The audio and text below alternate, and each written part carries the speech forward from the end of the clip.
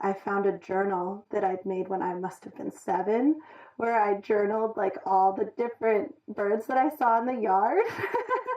And it's funny because people ask that question and I don't really know.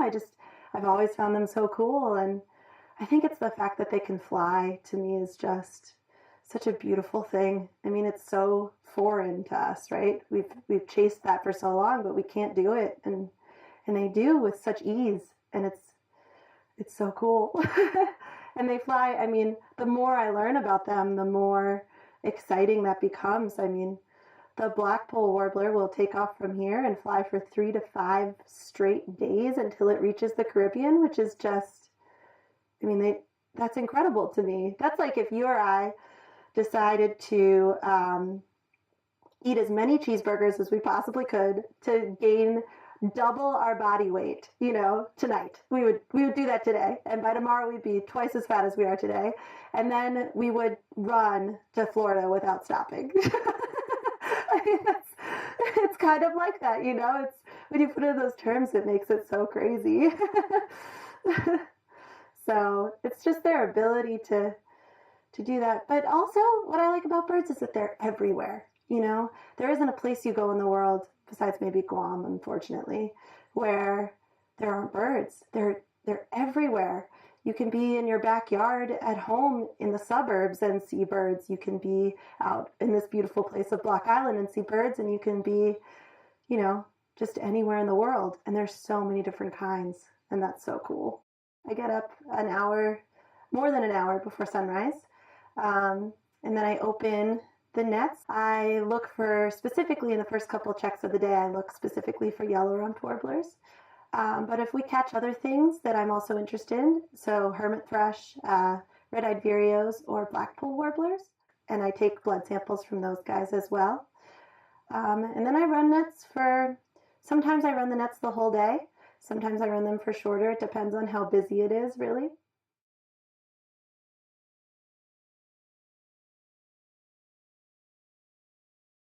To know more about how these birds are able to do the incredible things they do.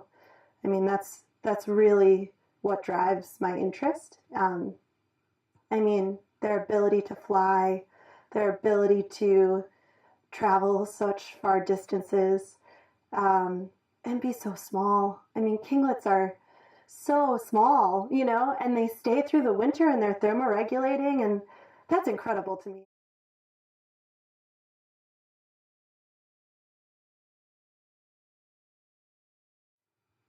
Trying to get to those more creative things. I think that's actually like the coolest part of science. I like the freedom it gives me to answer and to look at the questions I want. I think there's no other job in the world where that's allowed.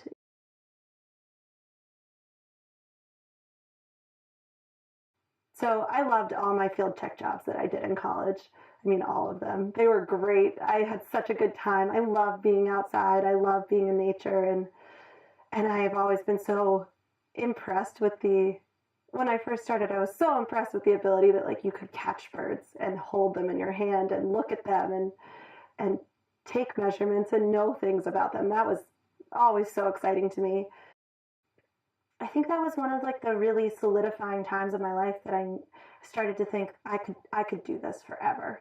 In order to to do the more creative thinking, I needed to go back to school, and I wanted to go back to school. And so that's what sort of guided me back to grad school.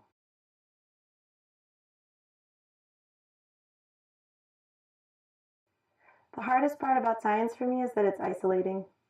The question you're asking is your own, and there's a lot of exciting things about that, but sometimes that can be really, really lonely. and and it's hard to explain to people who aren't in it. I mean, there's so many great things I've done so far in my life, and hopefully so many great things that I'll do in the future. Have fun.